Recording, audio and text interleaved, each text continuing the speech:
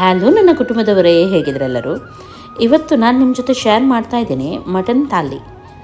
ಮಟನಲ್ಲಿ ಸುಮಾರು ವಿಧಾನ ಇವತ್ತು ನಾನು ಮಾಡ್ತಾ ಇದ್ದೀನಿ. ಮನೆಯಲ್ಲಿ ಫಂಕ್ಷನ್ ಎಲ್ಲ ಇದೆ ಆದರೆ ಖಂಡಿತವಾಗ್ಲೂ ನೀವು ಇದನ್ನು ಟ್ರೈ ಮಾಡ್ಬೋದು.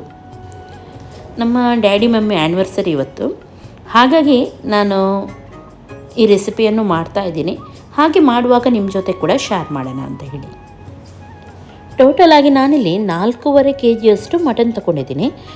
ಅದರಲ್ಲಿ ಸಪ್ರೇಟಾಗಿ ನಾನು ಕೆಲವು ಅಡುಗೆಯನ್ನು ಮಾಡ್ತಾಯಿದ್ದೀನಿ. ಇಲ್ಲಿ ನಾನು ಇವಾಗ 1 kg ಮಟನ್ ತಗೊಂಡು ಇದನ್ನು ಡ್ರೈ ಮಾಡ್ತಾಯಿದ್ದೀನಿ. Simple recipe. ಇದಕ್ಕೆ ನಾನು 1.5 ಕಪ್ಪಷ್ಟು ಮೊಸರನ್ನು ತಗೊಳ್ತಾ ಇದ್ದೀನಿ. ಆಮೇಲೆ ಇದಕ್ಕೆ ಅರಿಶಿನ ಪೌಡರನ್ನು ಹಾಕೋಣ. ಹಾಗೂ ಜಿಂಜರ್ ಗಾರ್ಲಿಕ್ ಪೇಸ್ಟ್ ದೊಡ್ಡ ಚಮಚದಲ್ಲಿ 1 ಚಮಚದಷ್ಟು, ದೊಡ್ಡ 2 ಈರುಳ್ಳಿಯನ್ನು ಸೇರಿಸ್ತಾ ಇದ್ದೀನಿ. ಹಾಗೂ ಅದರೊಂದಿಗೆ ರುಚಿಗೆ ತಕ್ಕಷ್ಟು ಉಪ್ಪು ಹಾಗೂ ಗರಂ ಮಸಾಲ ಬೇಕಿದ್ರೆ ಆಮೇಲೆ ಹಾಕ್ಬೋದು. ಇಷ್ಟನ್ನು ಹಾಕಿ ಇವಾಗ ಫಸ್ಟಿಗೆ ನಾನು ಇದನ್ನು ಮಿಕ್ಸ್ ಮಾಡಿ ಇಡ್ತಾ ಇದ್ದೀನಿ. ಮಿಕ್ಸ್ ಮಾಡಿ ಒಂದು ಅರ್ಧ ಗಂಟೆಯಷ್ಟು ಇಟ್ಟರೆ ಸಾಕು, ಜಾಸ್ತಿ ಹೊತ್ತು ಇಡಬೇಕಂತ ಇಲ್ಲ. ಆಮೇಲೆ ಇದನ್ನು ಇವಾಗ ಒಲೆ ಮೇಲೆ ಇಡೋಣ. ಸ್ವಲ್ಪ ಬೇಕಿದ್ರೆ ನೀರನ್ನು ಸೇರಿಸ್ಬೋದು ಒಲೆ ಮೇಲೆ ಇಡುವಾಗ, ಯಾಕೆಂದರೆ ತಾನಾಗಿ ನೀರು ಬಿಡುತ್ತೆ ತುಂಬ ಬೇಯ್ತಾ ಬರುವಾಗ. ಇವಾಗ ಮಟನ್ ಕಂಪ್ಲೀಟಾಗಿ ಬೆಂದಿದೆ. ಈ ಟೈಮಲ್ಲಿ ನಾನು ಇದಕ್ಕೆ ಪೆಪ್ಪರ್ ಪೌಡ್ರ್ ಹಾಕ್ತಾ ಇದ್ದೀನಿ. ಖಾರ ನೋಡ್ಕೊಂಡು ನೀವು ಹಾಕ್ಬೋದು. ಇಲ್ಲಿ ನಾನು ದೊಡ್ಡ ಚಮಚದಲ್ಲಿ 2 ಟೇಬಲ್ ಸ್ಪೂನಷ್ಟು ಹಾಕಿದ್ದೀನಿ. ಗರಂ ಮಸಾಲ ಪೌಡರ್ ಇವಾಗ ಆ್ಯಡ್ ಮಾಡ್ತಾ ಇದ್ದೀನಿ. ಈ ಸೂಪಲ್ಲೇ ಇದು ಬೇಯಲಿಕ್ಕುಂಟು, ಇನ್ನೂ ಕೂಡ ಸ್ವಲ್ಪ ಡ್ರೈ ಆಗಲಿಕ್ಕುಂಟು. ಇದಕ್ಕೆ ಎಕ್ಸ್ಟ್ರಾ ನಾವು ಏನು ಹಾಕಲಿಕ್ಕಿಲ್ಲ. ಆದರೆ ಎಣ್ಣೆ 1 ಟೇಬಲ್ ಸ್ಪೂನಷ್ಟು ಆಯಿಲ್ ಹಾಕ್ತೀನಿ, ಯಾಕೆಂದರೆ ಈ ಮಸಾಲ ಆಯಿಲಲ್ಲಿ ಫ್ರೈ ಆಗಲಿಕ್ಕುಂಟು. ಡ್ರೈ ಆಗ್ತಾ ಆಯಿಲ್ ಬಿಡುತ್ತಲ್ವ, ಆ ಆಯಿಲಲ್ಲೇ ಮಸಾಲ ಡ್ರೈ ಆಗಬೇಕು. ಓಕೆ, ಇವಾಗ ಇದಕ್ಕೆ ನಾನು ಲಿಂಬೆ ರಸವನ್ನು ಸೇರಿಸಿದ್ದೀನಿ. ದೊಡ್ಡ ಗಾತ್ರದ ಲಿಂಬೆ ತಗೊಂಡು ಅದರ ರಸವನ್ನು ನಾನಿಲ್ಲಿ ಹಾಕಿದ್ದೀನಿ. ಇವಾಗ ನೋಡ್ಬೋದು ಡ್ರೈ ಆಗ್ತಾ ಬರ್ತಾ ಉಂಟು, ಎಣ್ಣೆ ಎಲ್ಲ ಬಿಟ್ಟಿದೆ. ಇದು ಈ ಎಣ್ಣೆಯಲ್ಲಿ ಮಸಾಲ ಫ್ರೈ ಆಗುತ್ತೆ, ಆವಾಗನೇ ಅದಕ್ಕೆ ಚೆನ್ನಾಗಿ ರುಚಿ ಬರೋದು. ಲಾಸ್ಟಲ್ಲಿ ಇದಕ್ಕೆ ನಾನು ಹಸಿಮೆಣಸಿನಕಾಯಿ, ಕೊತ್ತಂಬರಿ ಹಾಗೂ ಕರಿಬೇವು ಸೊಪ್ಪು ಹಾಕಿದ್ದೀನಿ. ಓಕೆ, ಇಷ್ಟು ಡ್ರೈ ಆದರೆ ಸಾಕು ಇದು. ಇವಾಗ ಇದನ್ನು ಕೆಳಗಿಳಿಸೋಣ. ಓಕೆ, ಇವಾಗ ನೆಕ್ಸ್ಟ್ ನಾನಿಲ್ಲಿ ಬೋಟಿ ಸುಕ್ಕವನ್ನು ಮಾಡ್ತಾ ಇದ್ದೀನಿ. ತುಂಬ ಸಿಂಪಲ್ ರೆಸಿಪಿ, ನೀವು ಟ್ರೈ ಮಾಡಿ ಇದನ್ನು. ಇಲ್ಲಿ ಮಸಾಲ ಫ್ರೈ ಮಾಡಿದ್ದೆ ಬಾಣಲೆಯಲ್ಲಿ, ಅದೇ ಬಾಣಲೆ ನಾನು ತೊಗೊಂಡಿದ್ದೀನಿ. ಅದರಲ್ಲಿ ಸ್ವಲ್ಪ ನಾನು ಆಯಿಲನ್ನು ಹಾಕಿ ಇದಕ್ಕೆ 1 ಕಪ್ಪಷ್ಟು ಬೆಳ್ಳುಳ್ಳಿಯನ್ನು ಹಾಕಿದ್ದೀನಿ. ಬೆಳ್ಳುಳ್ಳಿ ಚೆನ್ನಾಗಿ ಫ್ರೈ ಆಗಿದ್ದೆ. ಸಣ್ಣದಾಗಿ ಹೆಚ್ಚಿದ 3 ಈರುಳ್ಳಿಯನ್ನು ಹಾಕಿದ್ದೀನಿ. ಈರುಳ್ಳಿ ಸ್ವಲ್ಪ ಫ್ರೈ ಆಗಿದ್ದೆ. ಇದಕ್ಕೆ ಜಿಂಜರ್ ಗಾರ್ಲಿಕ್ ಪೇಸ್ಟ್ ಉಂಟಲ್ಲ, 1 ಚಮಚದಷ್ಟು ಹಾಕಿ ಚೆನ್ನಾಗಿ ಫ್ರೈ ಮಾಡ್ತಾ ಇದ್ದೀನಿ. ಒಳ್ಳೆ ರೀತಿದು ಫ್ರೈ ಆದಮೇಲೆ ಇದಕ್ಕೆ ನಾನು 1 ಟೇಬಲ್ ಸ್ಪೂನಷ್ಟು ಕೊತ್ತಂಬರಿ, 1 ಟೇಬಲ್ ಸ್ಪೂನಷ್ಟು ಚಿಲ್ಲಿ ಪೌಡರ್ ಹಾಗೂ ಜೀರಾ ಪೌಡರ್, ಗರಂ ಮಸಾಲ ಪೌಡರ್ ಹಾಗೂ ಪೆಪ್ಪರ್ ಪೌಡರ್ ಇಷ್ಟನ್ನು ಸ್ವಲ್ಪನೇ ಹಾಕಿದ್ದೀನಿ. ಇವಾಗ ಇದಕ್ಕೆ ನಾನು 3 ಟೊಮೆಟೊವನ್ನು ಗ್ರೈಂಡ್ ಮಾಡಿ ಸೇರಿಸ್ತಾ ಇದ್ದೀನಿ. ಟೊಮೆಟೊ ಹಸಿ ವಾಸನೆ ಹೋಗೋವರೆಗೂ ಚೆನ್ನಾಗಿ ಫ್ರೈ ಮಾಡಿ ಉಪ್ಪನ್ನು ಕೂಡ ಸೇರಿಸಿ. ಇವಾಗ ನೋಡ್ಬೋದು ಎಣ್ಣೆ ಬಿಟ್ಟಿದೆ, ಟೊಮೆಟೊ ಹಾಕಿದ್ದು ಚೆನ್ನಾಗಿ ಫ್ರೈ ಆಗಿದೆ. ಈ ಟೈಮಲ್ಲಿ ಅರಿಶಿನ ಹಾಕಿ ಆಲ್ರೆಡಿ ನಾನು ಬೋಟಿಯನ್ನು ಬೇಯಿಸಿದ್ದೀನಿ. ಆ ಬೇಯಿಸಿದ ಬೋಟಿಯನ್ನು ಇದಕ್ಕೆ ಸೇರಿಸಿ ಚೆನ್ನಾಗಿ ಫ್ರೈ ಮಾಡಿ ಆಮೇಲೆ ಇದಕ್ಕೆ ಕೊತ್ತಂಬರಿ ಸೊಪ್ಪನ್ನು ಹಾಕಿ ಮತ್ತೊಮ್ಮೆ ಫ್ರೈ ಮಾಡ್ತಾಯಿದ್ದೀನಿ. ಒಲೆಯನ್ನು ಇವಾಗ ಜೋರಾಗಿಟ್ಟು ಫ್ರೈ ಮಾಡಬೇಕು. ಕಂಪ್ಲೀಟಾಗಿ ಎಣ್ಣೆಯಲ್ಲಿದು ಫ್ರೈ ಆಗಬೇಕು. ಇವಾಗ ಲಾಸ್ಟಿಗೆ ಇದಕ್ಕೆ ಲಿಂಬೆ ರಸ ಸೇರಿಸಿ ಚೆನ್ನಾಗಿ ಮಿಕ್ಸ್ ಮಾಡಿ ಹಾಗೂ ಗ್ಯಾಸನ್ನು ಆಫ್ ಮಾಡಿ. ತುಂಬ ಚೆನ್ನಾಗಾಗುತ್ತೆ, ಸಿಂಪಲ್ ಆದರೆ ಟೇಸ್ಟಿಯಾಗಿರುತ್ತೆ. ಇವಾಗ ನಾನು ಮತ್ತೊಮ್ಮೆ 2 kg ಮಟನ್ ತಗೊಂಡು ಅದನ್ನು ಸ್ವಲ್ಪ ಡ್ರೈ ಮಾಡ್ತಾ ಇದ್ದೀನಿ.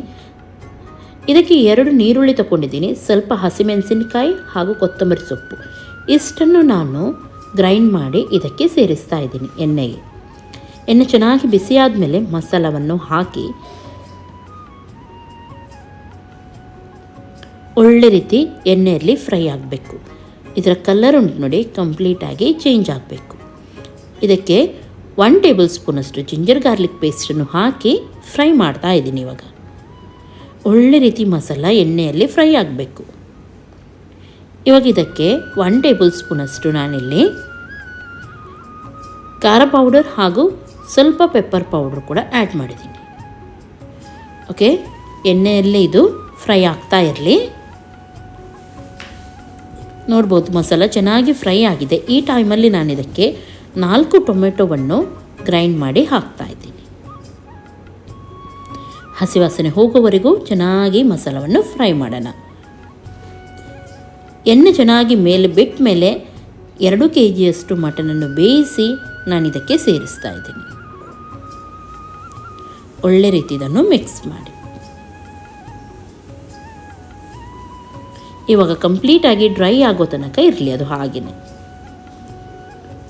ಬೇಯಿಸುವಾಗ ಮಟನಿಗೆ ನಾನು ಉಪ್ಪನ್ನು ಸೇರಿಸಿದ್ದೆ, ಹಾಗಾಗಿ ಇಲ್ಲಿ ನೋಡಿಕೊಂಡು ಆಮೇಲೆ ನೀವು ಹಾಕಿದರೆ ಆಯಿತು. 1 ಕಪ್ಪಷ್ಟು ಮೊಸರನ್ನು ಕೂಡ ಗ್ರೈಂಡ್ ಮಾಡಿ ನಾನು ಇದಕ್ಕೆ ಹಾಕಿದ್ದೀನಿ ಇವಾಗ. ಓಕೆ, ಕಂಪ್ಲೀಟಾಗಿ ನಿಮಗೆ ಯಾವ ರೀತಿ ಡ್ರೈ ಬೇಕು, ಸ್ವಲ್ಪ ಗ್ರೇವಿ ರೀತಿ ಬೇಕಂತಾದರೆ ನೀವು ಮೊದಲೇ ಗ್ಯಾಸನ್ನು ಆಫ್ ಮಾಡಿದರೆ ಆಯಿತು. ಇವಾಗ ಇದಕ್ಕೆ ಕೊತ್ತಂಬರಿ ಸೊಪ್ಪನ್ನು ಹಾಕಿ ನೋಡಿ ರೆಡಿ ಆಗಿದೆ. ತುಂಬ ಚೆನ್ನಾಗಾಗುತ್ತೆ. ಸಿಂಪಲ್ ರೆಸಿಪಿ ಆದರೂ ಟೇಸ್ಟ್ ಚೆನ್ನಾಗಿರುತ್ತೆ.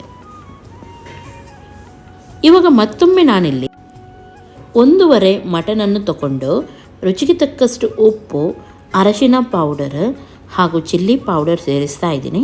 ಬೇಕಿದ್ದರೆ ನೀವು ಗರಂ ಮಸಾಲವನ್ನು ಆ್ಯಡ್ ಮಾಡ್ಬೋದು, ಇಲ್ಲದ್ರೆ ಆಮೇಲೆ ಕೂಡ ಹಾಕ್ಬೋದು. ನಾನಿಲ್ಲಿ ಗರಂ ಮಸಾಲವನ್ನು ಹಾಕಿದ್ದೀನಿ. ಇಷ್ಟನ್ನು ಹಾಕಿ ಚೆನ್ನಾಗಿದನ್ನು ಮಿಕ್ಸ್ ಮಾಡಿ ಇವಾಗ ಬೇಯಲಿಕ್ಕೆ ಇಡ್ತಾ ಇದ್ದೀನಿ. 3/4 ಇದು ಬೇಯಬೇಕು, ಕಂಪ್ಲೀಟಾಗಿ ಬೇಯಲಿಕ್ಕಿಲ್ಲ, ಅಂದರೆ ತುಂಬ ಸಾಫ್ಟ್ ಆಗಲಿಕ್ಕಿಲ್ಲ. ಇವಾಗ ಇದು ಬೆಂದು ನೀರನ್ನು ಸಪ್ರೇಟಾಗಿ ತೆಗೆದು ಸ್ವಲ್ಪ ತಣ್ಣಗಾದ ಮೇಲೆ ನಾನಿದನ್ನು ಸಣ್ಣದಾಗಿ ಈ ರೀತಿ ಕಟ್ ಮಾಡ್ತಾ ಇದ್ದೀನಿ. ನೋಡಿ ಈ ಸೈಜಲ್ಲಿ, ಯಾಕೆಂದರೆ ಇದನ್ನು ನಾವು ಡ್ರೈ ಮಾಡೋದು, ಕಬಾಬೆಲ್ಲ ಮಾಡ್ತೀವಿ ನೋಡಿ ಆ ರೀತಿ. ಇವಾಗ ಎಲ್ಲವನ್ನು ಕಟ್ ಮಾಡಿ ತಗೊಂಡಿದ್ದೀನಿ. ಇದಕ್ಕೆ ನಾನು ಚಿಲ್ಲಿ ಫ್ಲೇಕ್ಸ್ ಅಥವಾ 3-4 ಒಣಮೆಣಸು ನೋಡಿ ಮಿಕ್ಸಿಯಲ್ಲಿ ಸ್ವಲ್ಪ ಗುರ್ರಂತ ತಿರುಗಿಸಿದ್ರೆ ಸಾಕು. ಅದನ್ನು ಹಾಕಿ ಜಿಂಜರ್ ಗಾರ್ಲಿಕ್ ಪೇಸ್ಟನ್ನು ಹಾಕಿದ್ದೀನಿ. ಖಾರ ಪೌಡರ್ ಕೂಡ ಹಾಕಿದ್ದೀನಿ ನಾನು 1 ಟೇಬಲ್ ಸ್ಪೂನಷ್ಟು, ಹಾಗೂ 2 ಟೇಬಲ್ ಸ್ಪೂನಷ್ಟು ನಾನು ಇದಕ್ಕೆ ರೈಸ್ ಫ್ಲೋರನ್ನು ಸೇರಿಸಿದ್ದೀನಿ. ಸ್ವಲ್ಪ ಲಿಂಬೆ ರಸ, ಕೊತ್ತಂಬರಿ ಸೊಪ್ಪನ್ನು ಹಾಕಿದ್ದೀನಿ. ಆಮೇಲೆ ಇದಕ್ಕೆ ಬೇಕು ಕಾರ್ನ್ಫ್ಲೋರ್. ನಾನಿಲ್ಲಿ 2 ಚಮಚದಷ್ಟು, 2 ಅಥವಾ 3 ಚಮಚ ಕೂಡ ನೀವು ಹಾಕ್ಬೋದು. ಟೇಬಲ್ ಸ್ಪೂನ್, ದೊಡ್ಡ ಸ್ಪೂನಲ್ಲಿ ಹಾಕಬೇಕಾಗತ್ತೆ. ಹಾಕಿ ಚೆನ್ನಾಗಿದನ್ನು ಮಿಕ್ಸ್ ಮಾಡಬೇಕು. ಮಿಕ್ಸ್ ಮಾಡುವಾಗ ಸ್ವಲ್ಪ ಉಪ್ಪನ್ನು ಸೇರಿಸಿ, ಯಾಕೆಂದರೆ ಬೇಯಿಸುವಾಗ ಕೂಡ ನಾವು ಉಪ್ಪನ್ನು ಹಾಕಿದ್ದೀವಿ. ಹಾಗೂ ಮಿಕ್ಸ್ ಮಾಡುವಾಗ ಎಕ್ಸ್ಟ್ರಾ ಯಾವುದೇ ನೀರನ್ನು ಸೇರಿಸಬೇಡಿ. ಮಟನ್ ನಾವು ಬೇಯಿಸುವಾಗ ಸೂಪ್ ಉಳಿದಿತ್ತು ನೋಡಿ, ಆ ಸೂಪನ್ನು ಹಾಕಿ ನೀವು ಇದನ್ನು ಮಿಕ್ಸ್ ಮಾಡಬೇಕು. ತುಂಬ ತೆಳುವಾಗಿ ಮಾಡಬೇಡಿ ಮಸಾಲ. ನೋಡಿ ಈ ರೀತಿ ಸೂಪನ್ನು ಹಾಕಿ ಬೇಕಾಗುವಷ್ಟು ಮಿಕ್ಸ್ ಮಾಡಿ. ಹೀಗೆ ಡ್ರೈ ಆಗಿ ಇರಬೇಕಿದು. ಇದನ್ನು ಇವಾಗ ಅಟ್ಲೀಸ್ಟ್ ಒಂದು ಅರ್ಧ ಗಂಟೆ, ಅದಕ್ಕಿಂತ ಜಾಸ್ತಿ ಟೈಮ್ ಇದ್ದರೆ ಜಾಸ್ತಿ ಟೈಮ್ವರೆಗೂ ನೀವು ಇಡ್ಬೋದು. ಹಾಗೆಯೇ ಮ್ಯಾರಿನೇಟ್ ಮಾಡಿ ಇಡಬೇಕು. ಇವಾಗ ನಾನಿಲ್ಲಿ ಎಣ್ಣೆಯನ್ನು ಬಿಸಿ ಮಾಡಲಿಕ್ಕೆ ಇಟ್ಟಿದ್ದೀನಿ. ಇದನ್ನು ಡೈರೆಕ್ಟಾಗಿ ಎಣ್ಣೆ ಚೆನ್ನಾಗಿ ಬಿಸಿ ಆದಮೇಲೆ ಫ್ರೈ ಮಾಡಲಿಕ್ಕೆ ಹಾಕಿದರೆ ಆಯಿತು. ಸ್ವಲ್ಪ 2 ಸೈಡ್ ಕೂಡ ಕಡಕ್ ಆಗುವವರೆಗೂ ಫ್ರೈ ಮಾಡಿ ತೆಗಿಬೇಕು. ಯಾಕೆಂದರೆ 3/4 ಆಲ್ರೆಡಿ ಬೆಂದಿದೆ ಇದು, ಇನ್ನು ಎಣ್ಣೆಯಲ್ಲಿ ಉಳಿದದ್ದು ಬೇಯುತ್ತೆ. ಓಕೆ ನೋಡಿ, 2 ಸೈಡ್ ಕೂಡ ತಿರುಗಿಸಿ ಆಗ್ತಾ ಸ್ವಲ್ಪ ಕಲರ್ ಚೇಂಜ್ ಆಗುವವರೆಗೂ ಫ್ರೈ ಮಾಡಿ.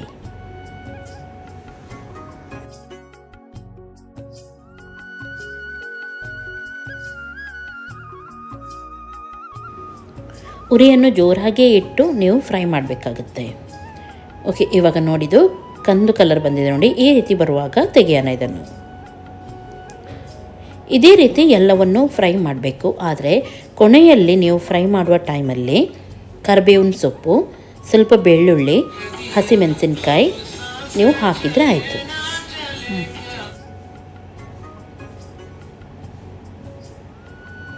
ಓಕೆ, ಇದೇ ರೀತಿ ಎಲ್ಲವನ್ನು ಇವಾಗ ತೆಗೆಯೋಣ ಫ್ರೈ ಮಾಡಿ.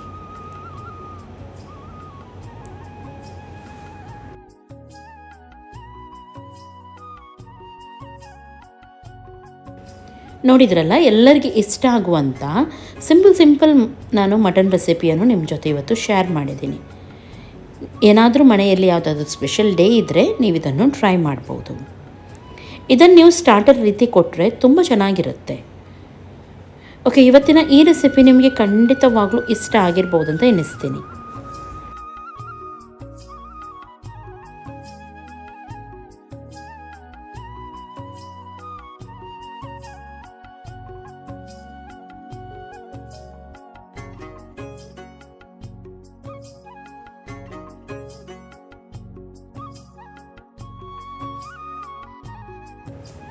ಒಂದು ಕಂಪ್ಲೀಟ್ ಮಟನ್ ಥಾಲಿಯನ್ನು ನಾನಿವತ್ತು ನಿಮ್ಮ ಜೊತೆ ಶೇರ್ ಮಾಡಿದ್ದೀನಿ.